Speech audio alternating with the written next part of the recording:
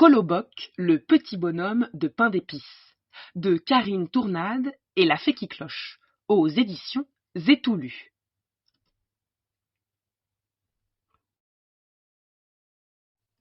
Coloboc, le petit bonhomme de pain d'épices.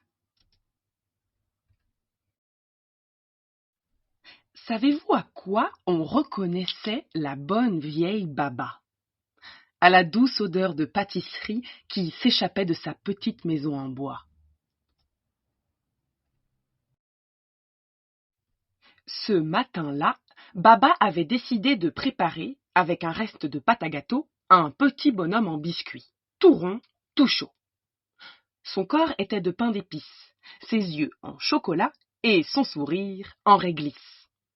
Mais qu'avait donc mis Baba dans sa pâte pour que le petit biscuit, sitôt cuit, s'enfuit en toute hâte?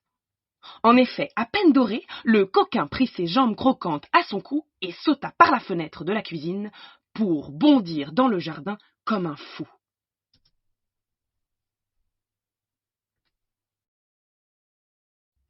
Quand Baba remarqua son petit biscuit en fuite, elle s'empara de son rouleau à pâtisserie et s'élança à sa poursuite. « Vas-tu revenir ici, espèce de malappris?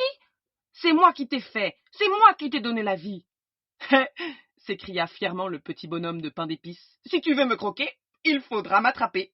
Je suis Coloboc, le roi de l'échappée. »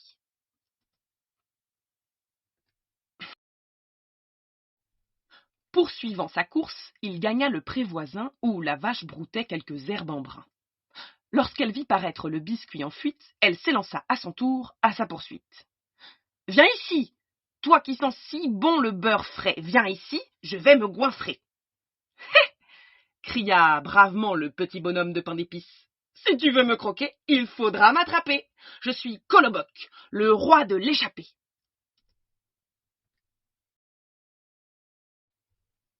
Tandis que Baba et la vache couraient vivement derrière le petit bonhomme qui avançait à pas de géant, parut un écureuil au pelage flamboyant. Quand il remarqua Coloboc en fuite, il se résolut à participer à la poursuite. « Viens ici, toi qui cours si vite, j'aimerais sentir sous mes dents ta croûte bien cuite. » lança glorieusement le petit bonhomme de pain d'épices. « Si tu veux me croquer, il faudra m'attraper. Je suis Coloboc, le roi de l'échappée. »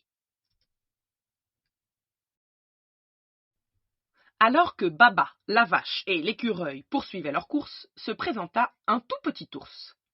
Apercevant Coloboc en fuite, il s'empressa de se lancer à sa poursuite. « Viens ici, toi qui fleures bon miel et les épices. Je vais te déguster. Miam, miam, quel délice. » « Hé !» rétorqua gaiement le petit bonhomme de pain d'épices. « Si tu veux me croquer, il faudra m'attraper. Je suis Coloboc, le roi de l'échappée. » Rejoignant Baba, la vache et l'écureuil, le petit ours partit en courant parmi les feuilles.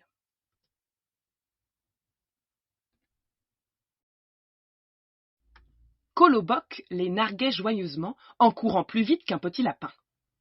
Parut alors devant lui un cours d'eau qui lui bloquait le chemin. Craignant ses gourmands, il découvrit avec joie un beau renard qui sortait de là comme par un heureux hasard. « Que vois-je » dit doucement le renard de sa voix rusée. « Tu me sembles poursuivi par des gens mal avisés. Voudrais-tu que je t'aide à traverser ?» Coloboc dessina un large sourire sur sa bouche en réglisse et grimpa sur le dos du renard à la rousse pelisse.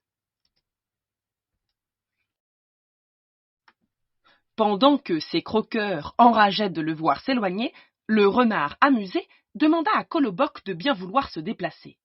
« C'est que je m'enfonce peu à peu dans l'eau qui se fait plus profonde. Quitte mon dos et viens te poser sur mon museau, car je crains que tu ne tombes. »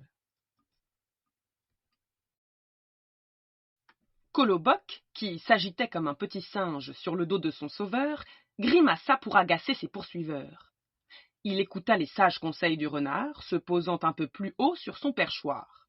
De là, il hurla une dernière fois. « Hey, si vous voulez me croquer, il faudra m'attraper. Je suis Coloboc, le roi de... » Mais le petit homme de pain d'épices n'eut pas le temps d'achever, car le renard, bien trop alléché, ne fit de lui qu'une seule bouchée. et c'est ainsi que Coloboc fut dégusté, car tout aussi roi qu'il était, il n'en était pas moins qu'un petit gâteau à dévorer.